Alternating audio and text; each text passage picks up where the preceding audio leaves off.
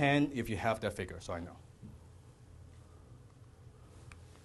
Once you have the number. How much your time needs to be worth.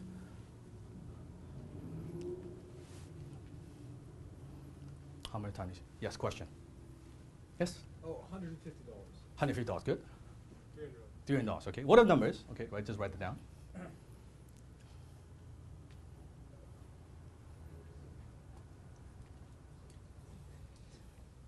Whatever the amount is.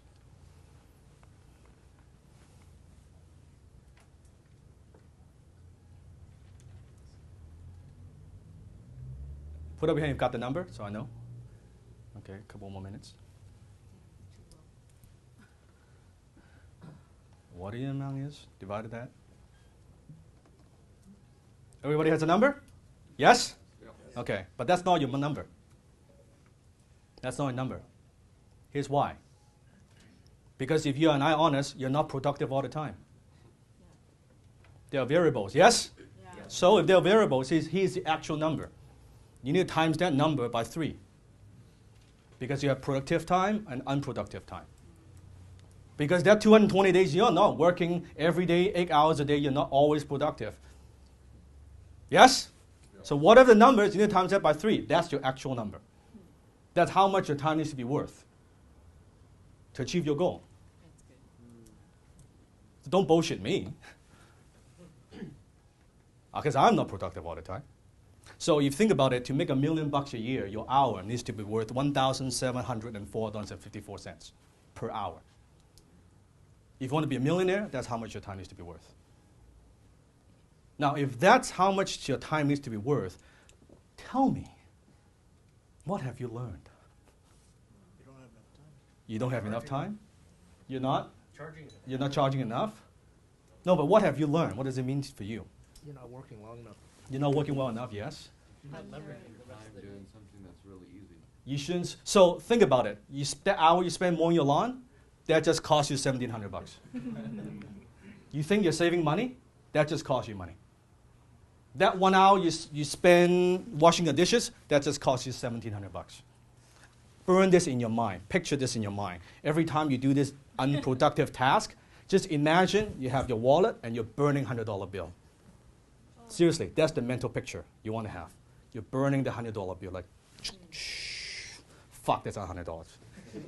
Fuck, that's not $100. Like you're like burning, okay, and not even get much fire. You can't even do a fucking barbecue with this, right? It's like gone, right? Yes. What if you don't have the money to delegate that task? I'm going to get to that. What if? How many have this question? What if I don't have the money then to delegate? Seriously? Mm-hmm. Yeah. I'm going to show ways you can delegate for free. I'm showing in a moment. So, but what else have you learned? 16 hours that you haven't leveraged. 16 hours. Now, but also, if you think about it, $1,700 an hour, is that a lot of money? Yeah. Is it very difficult to attain? Can you do it just by you doing the work and get $1,700 an hour? No. It's going to be very challenging, right? Even top lawyers, how much they charge? $230, $300 an hour, right? And sometimes lawyers, you know, the lawyer bullshit, right? They bill you like for, oh, you know, I've been thinking about you in the shower, and so I'll bill you for that shit, right? And you know what I mean? And sometimes they can double bill different clients, and they make up all this shit, right? Even if you do that, that is still a difficult number, yes? What I'm saying is, so basically, if you think you want to hit that number, if you're not making money while you're not working, you won't hit that number. If you're not, listen closely, if you're not making money while you're not working, you will not hit that number. Even though, I don't care how valuable you are, from time to time you might hit it, you close one sale, you spend an hour, you make 10 grand. But can you do that every day? Can you do that 7 days a week? Can you do that consecutively, 220 days a year? Can you do that? You cannot. That's why systemization, delegation is key. Yes? Yeah.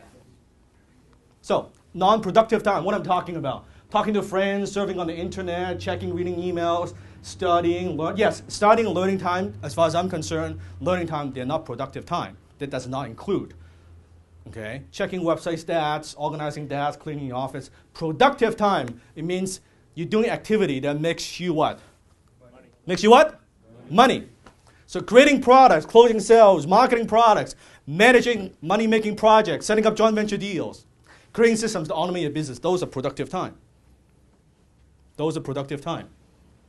So non-productive versus productive. So I want you to think in terms of ROTI. What is it? ROTI, that's return on time invested. Not return on investment, return on time invested. I'm investing $1 into this. I'm investing a minute into this. I'm investing an hour into this. What's my return? What's my return? Because it's very fair. You and I have the same amount of time. You and I and Bill Gates have the same amount of time. 24 hours a day, 52 weeks a year. It's the same. Bill Gates, go to bed, get up in the morning, make millions of dollars. Return on time invested. Okay, take 2 minutes. How long? Discuss around the table what you've just learned. Go.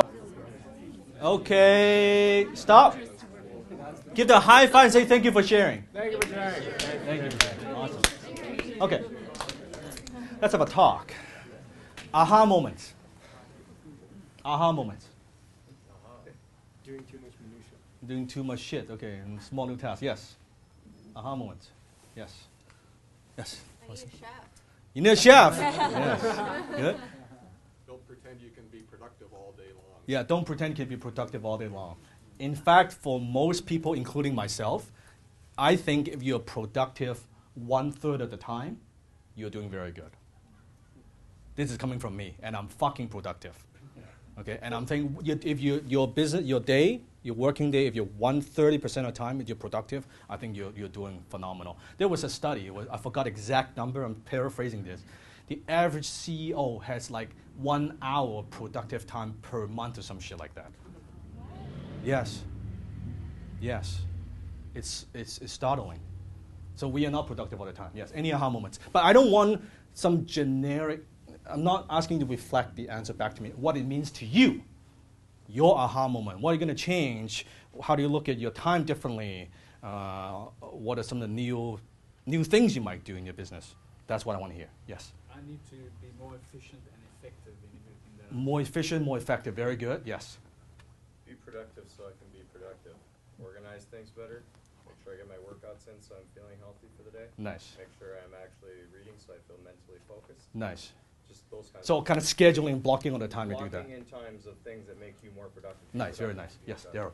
I need to be able to trust others with things that are mission critical and Ah, I like- think that only I can do. Yes. because It's so important. to me. Yes, and Daryl is a competent guy.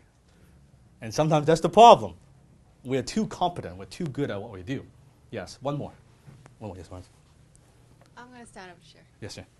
So, I was one of those people that overgave for time, energy, and money. Mm. And so, in the last 3 months, I decided to do an experiment, and that is I'm just going to stop it Yes. and see what happens. Yeah. And the result was a little bit heartbreaking, but it taught me a really good lesson. And that was nobody called me. And I'm like, wow, they were just calling to get from me. And I realized, wow, I guess I need to find some new friends. So I hope that resonates with someone. I definitely, learned my lesson there. Good. Awesome. Thank you. Thank you. And I've been through this. Again, I used to be the same way. And yes, Joe?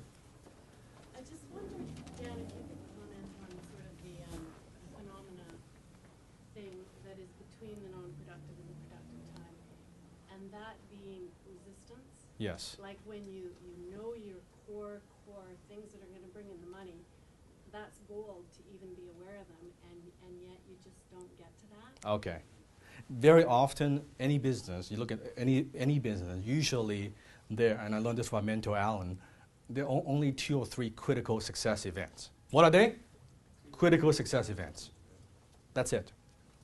Whatever business you're in, 2 or 3 things that if you do well, your business will prosper. Let me give you an example. Let's say if I want to grow a tree in the back of my garden, okay? What is the first critical success event? I got to plant a seed. That's the first step. I can fuck everything else wrong, but if I plant a seed, right? That's the first step, right? What's the second critical success event? I got to water and nurture it, make sure it grow. What's the third one? take care of it. Take care of it. Maybe nutrition, whatever it might be. 3 things. Yeah, I can kind of mow the lawn, cut the grass, and kind of make sure the dirt is cool and put some decoration. All this is shit. 3 things: plant the seed, water, and nurture it. That's it. So usually, Joe, when we are afraid, let's say you're afraid of prospecting or meeting with people, what is it that you do? Usually means either it's a lack of confidence, or fear of rejection, or a lack of skill because, oh my God, I just talked to another 10 people, they all rejected me, I don't feel so good about that. So it's a skill set problem, or attitude problem, or a fear, rejection, self-esteem problem. It goes back to that. So it's not so much, Joe, here are 3 steps to solve that thing. It's very often just a mental shift. Because when I was a copywriter, and I was cold calling, opening the yellow pages, and I was cold calling businesses. I had no money. I wanted to buy food, I wanted to provide for my mom. And I was calling this business, I was getting probably a couple hundred rejections every week. People hang up on me, people swear at me, people, whatever it might be. Now, does that bother me? No. Why? Vision. Because I had to provide for my family. When I think about that, this stuff doesn't bother me at all. Like, so what? So you reject me. So you say no to me. I got another 5,000 people to call. Hello? So why does it matter? It doesn't bother me. So it's a question of why. It's a question of what? Why is strong enough? None of that stuff matters.